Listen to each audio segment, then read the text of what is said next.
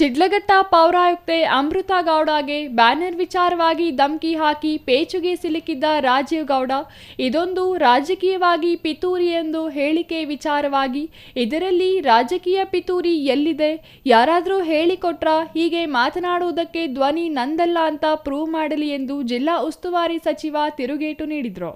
ಕಳೆದ ಕೆಲವು ದಿನಗಳ ಹಿಂದೆ ಬ್ಯಾನರ್ ವಿಚಾರವಾಗಿ ಶಿಡ್ಲಘಟ್ಟ ಪೌರಾಯುಕ್ತೆ ಅಮೃತಾ ಗೌಡಗೆ ಧಮಕಿ ಹಾಕಿ ಪರಾರಿಯಾಗಿದ್ದ ಕಾಂಗ್ರೆಸ್ ಮುಖಂಡ ಆರೋಪಿ ರಾಜೀವ್ ಗೌಡ 13 ದಿನಗಳ ನಂತರ ಚಿಕ್ಕಬಳ್ಳಾಪುರ ಪೊಲೀಸರು ಕೇರಳದ ಗಡಿಭಾಗದಲ್ಲಿ ಹಿಡಿದು ಶಿಡ್ಲಘಟ್ಟ ನ್ಯಾಯಾಧೀಶರ ಮುಂದೆ ಒಪ್ಪಿಸಿದ್ದರು.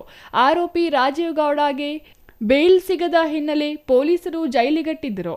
ಇದಾದ 2 ದಿನಗಳ ಬಳಿಕ ಆರೋಪಿಗೆ ಷರತ್ತುಬದ್ಧ ಬೇಲ್ ಸಿಕ್ಕಿ ಹೊರಬರುತ್ತಿದ್ದಂತೆ ಮಾಧ್ಯಮದೊಂದಿಗೆ ಮಾತನಾಡಿ, ಇದೊಂದು ಸಣ್ಣ ವಿಚಾರ, ಇಷ್ಟೆಲ್ಲ ಮಾಡುವಂತಹ ಅವಶ್ಯಕತೆ ಇರಲಿಲ್ಲ, ಇದು ರಾಜಕೀಯ ಪಿತೂರಿ ಎಂದು ಹೇಳಿಕೆ ನೀಡಿದರು. ಪಿತೂರಿ ಅಂತ ಹೇಳಕ್ಕೆ ಇಷ್ಟಪಡ್ತೀನಿ.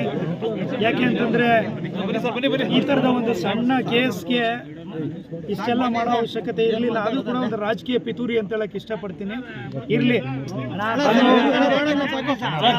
ದೇವರಿದ್ದಾನೆ, ಅವ್ರವ್ರು ಮಾಡಿರೋ ಕರ್ಮ ಅವ್ರು ಅನುಭವಿಸ್ತಾರೆ ಅನ್ನೋ ಮಾತನ್ನ ಹೇಳ್ತಿದ್ದೀನಿ. ಈಗ ನಾನು ತಿಂದಿರೋ ನೋವು ಖಂಡಿತ ಅವರು ಯಾರು ನನಗೆ ಪಿತೂರಿ ಮಾಡಿದಾರೆ ಅವರು ಅವ್ರ ಮಕ್ಕಳು ಅನುಭವಿಸ್ತಾರೆ. ಇದೇ ವಿಚಾರವಾಗಿ ಮಾತನಾಡಿದ ಜಿಲ್ಲಾ ಉಸ್ತುವಾರಿ ಸಚಿವರಾದ ಎಂಸಿ ಸುಧಾಕರ್ ಅವರು, ಈ ರೀತಿ ಘಟನೆಗಳು ನಡೆದಾಗ ಯಾರೊಬ್ಬರ ಮೇಲೆ ಹೇಳಬೇಕಾಗುತ್ತದೆ. ಆಡಿಯೋ ಧ್ವನಿ ಸುರುಳಿ ಅವರದ್ದೇ ಒಪ್ಪಿಕೊಂಡಿದ್ದಾರೆ. ನೊಂದವರು ದೂರು ಕೊಟ್ಟಿದ್ದಾರೆ.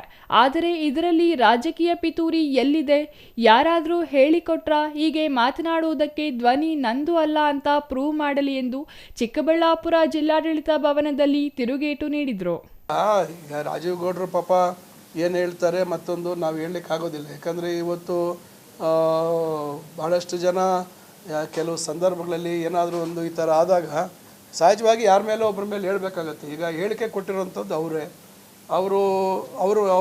ಅವರು ಮಾತಾಡಿರುವಂಥದ್ದು ಆಡಿಯೋಲಿ ಇರ್ತಕ್ಕಂಥ ಧ್ವನಿ ಸುರುಳಿ ಅವ್ರದ್ದೇ, ಅವರೇ ಅದನ್ನು ಒಪ್ಕೊಂಡು ಆಗಿದೆ.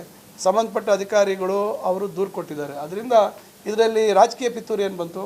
ಯಾರಾದರೂ ಅವ್ರಿಗೆ ಹೇಳ್ಕೊಟ್ರೆ ಹಿಂಗೆ ಮಾತಾಡಿ ಅಂತ ಫಾರೆನ್ಸಿಕ್ ಸೈನ್ಸ್ ಕೊಟ್ಬಿಟ್ಟು ಧ್ವನಿ ಅವ್ರದ್ದಲ್ಲ ಅಂತೇಳಿ ಪ್ರೂವ್ ಮಾಡಲಿ, ಸಂತೋಷ. Thoudanahalli Ramesh, CTV news, Chikkaballapur.